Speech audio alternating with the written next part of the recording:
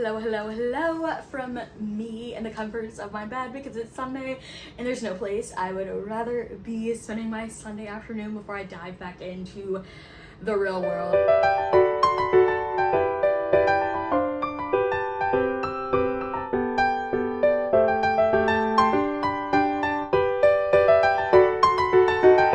Welcome back to my channel. My name is Morgan.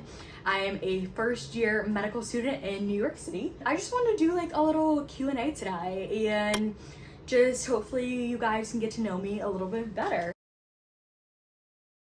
Alright, so we'll just start with like some simple ones and then I'll dive into the questions that you guys submitted on my Instagram. So let's start with the first one. Did you go to college? Yes, I'm in medical school, so had to go to college to get here. I went to Clemson University, which is in South Carolina. It is the best public school, probably in the country, but definitely in South Carolina. Go Tigers. I majored in health science with a minor in biology and Spanish. My favorite sports team, that's an easy one, Clemson football. Go Tigers. I think one of the most important things for me also is like moving away from home is like still having community in New York and not giving up like what I love because I'm in medical school, and so it's been super fun. There's like an alumni association here, so like a bunch of people like they run out a bar every Saturday in the fall like and go watch football games, so that's been great to like keep having that as a part of my life. Next question, what time do you go to bed? Me and my therapist, like we have issues about my bedtime. So let me just give you guys some background information. Like I absolutely love my sleep, like 8 hours of sleep, nothing less, or I will just like not be a nice person to be around. And for a long time, like my friends always knew like Morgan is going to bed early. Like I was in bed like 10:30, and then medical school happened. I still get 8 hours of sleep. Like I just feel like I'm not gonna compromise like my sleep health for that. My friends stay up a lot later than I do, and I feel like I just like study a lot later. So like now I go to bed like 12 or 1. It works out because like our classes aren't mandatory, so most of the time I don't have anything like right at 9 a.m. I can just like wake up at 9, so I still get like 8 hours of sleep, get my life together, go to a coffee shop, like start my day around 10. But it does kind of like mess me up when we have mandatory 9 a.m.s because like my body is just set to go to bed at like 12 or 1. But let's just say that midnight is a good time to go to bed. What is the first thing you do after going home from work or school? Take a shower. My friends like know this, like as soon as I get home for the day, I take a shower. So I like to study in bed, so I'm like, let me take a shower so I can get in bed. So like if you ever see me on social media and I'm in my PJs like 5 or 6, it's because I take a shower and there's no need to like put on more outside clothes when I can just put on PJs and be comfy. What is your coffee order? Oh, this is a hard one. So if you guys don't know this about me, if you've been following me on Instagram, you do. So I was like kind of addicted is not the right word. I just loved coffee when I was a little girl. Like imagine me like 8 years old, like sitting with my cup of coffee like at the kitchen table. It was hilarious. And then I just kind of like grew out of it. Even in boarding school, didn't really drink coffee, and I started drinking like caffeinated beverages, so like strawberry acai refresher with lemonade from Starbucks, but like still nothing like super crazy, and I wasn't dependent on it, you know, like if I didn't go to Starbucks every day, like it was fine. And so I kind of knew I didn't want to like start med school drinking coffee. However, like 2 or 3 weeks ago, so I guess like sometime in May, like I finally caved in.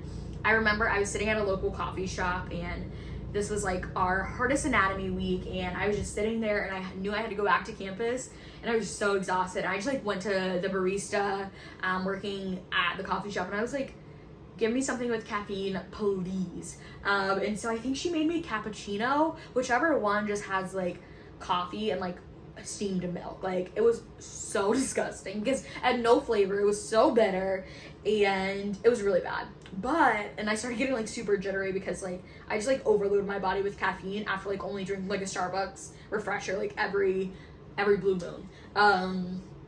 But yeah, after that I just kind of like something like turned on my body and we're like, let's explore coffee. So right now I am a latte girl, and it kind of just depends on where I'm at. So Like, my favorite coffee shop in New York is a local coffee shop, and they only have lavender vanilla, which I'm like, who wants lavender vanilla? Not me. So I just get like caramel there, but like if I'm at Starbucks, then I'll get the cinnamon dolce latte. And I also like, if I want a sweet treat, then the caramel ribbon crunch frappuccino. But right now, I think I'm a latte girl, and I'm just trying to like explore. So drop all your coffee recommendations, whether they're like Starbucks, Dunkin', local coffee shops.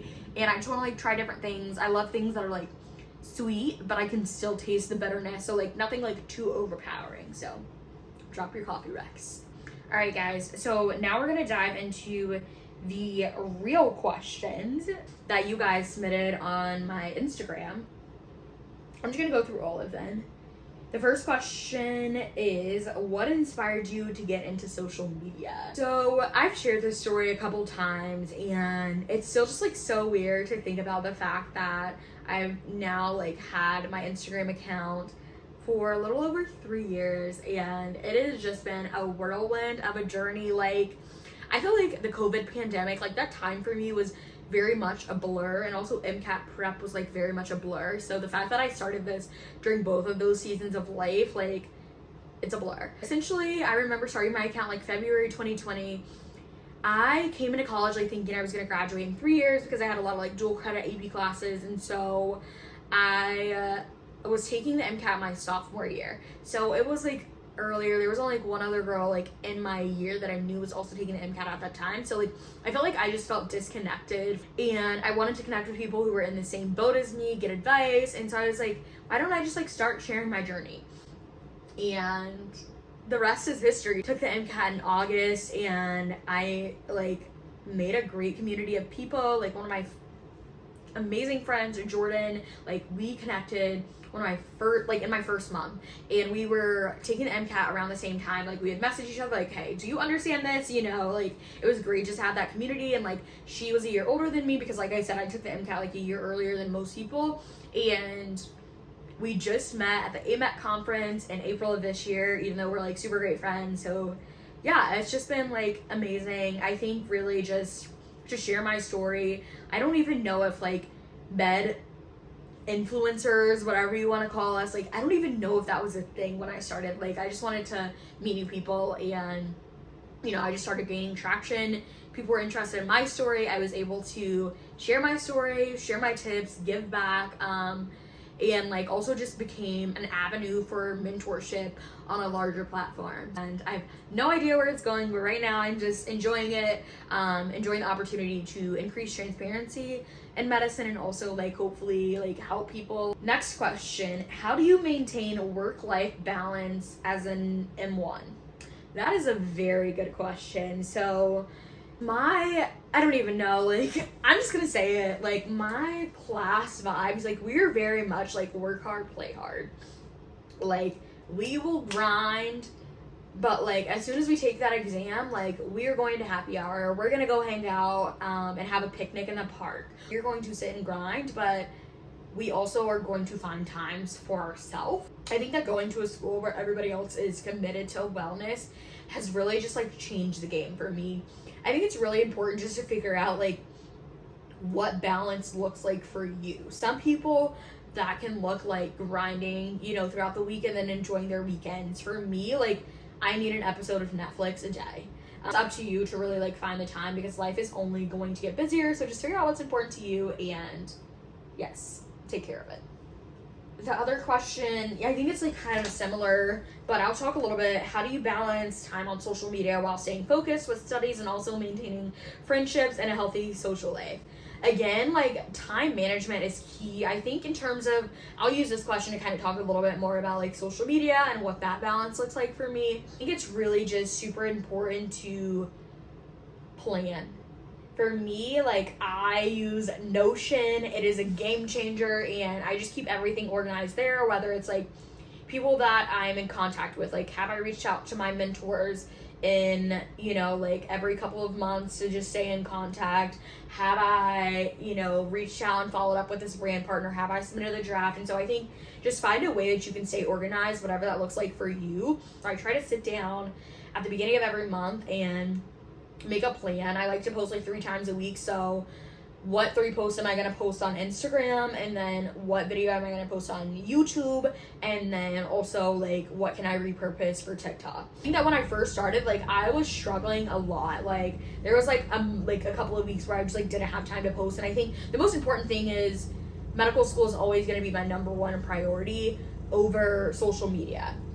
It's not going to be like my number one priority in terms of like friends, family, you know, like myself, I'm always going to come first. But when it comes to like social media, med school comes first. Creating a system has helped me so much. And then also like outsourcing. So finally hired a YouTube editor, which is amazing. It's literally been a game changer because like YouTube took me so long to edit. And so I think just also like being okay with outsourcing, so that way I can be more efficient with my time, because things are gonna get crazy when I start clerkships. So yeah, I think it's just really important to like make a plan, stick with it, and then also just like be flexible with yourself and understand that there are gonna be some weeks that are more difficult than others and you may need to pull back, and other times where you have more time, so like get ahead. So yeah. And the last question, does your course from applicant to accepted include editing services? So if you guys are not aware, I have 2 courses that are available now. My first course, from applicant to accepted, step-by-step guide to crafting your medical school personal statement. The personal statement course basically guides you through everything you need to know. So what is the personal statement, how to make an outline for it, who should revise your personal statement, a checklist to give people when they're revising your personal statement, and then how to know when your personal statement is complete. All of that is going to be included. There are 2 different options. So there is the most affordable option, and then there's the best value option. The best value option does include 1 review of your personal statement. However, I do have that, like, I'll open up spots kind of as my availability allows, because I don't want you guys to like sign up for something and then I don't have time to edit your personal statement. And then from applicant to accepted, a step-by-step guide to secondary application. So if you are applying at any point in the future, then check out these courses. I will make sure to link them in the description below so you can check them out. And my second course, the secondary applications course, is designed to help you tackle as many secondary application essays as you have in a good amount of time. So if you're not familiar, like secondary applications is a recommended 2-week turnaround, and so I just want to make sure that you're not super overwhelmed. So it basically goes through, again, what are secondary applications, all the different components, because it's not just the essays, but then it also talks about common essay prompts that you can expect, and then also just a system to pre-write and tackle secondary essays efficiently. And there's only 1 option for that, and it does not include a review of your secondary application essays. However, with both of my courses, you do get priority access for the rest of the 2023-2024 application cycle. I'm only doing edits for those I've already worked with this year or those who are enrolled in my courses. So if you're enrolled in my course, you will have the opportunity to sign up for a review of whether that's your personal statement, your activity section, your secondaries, anything like that. So definitely go check that out. I've already gotten some amazing feedback. You can see testimonials on the website, but super excited to see how the cycle goes for everybody. All right, guys, thanks so much for hanging out with me today. It was great to share a little bit more about my life, my behind the scenes, who I am. I love being a part of your journey, and thank you guys for being a part of mine. If there's anything else you want to see, or if you have any questions, make sure to drop a comment below, and make sure you subscribe to my channel so that way you don't miss out when I share new videos.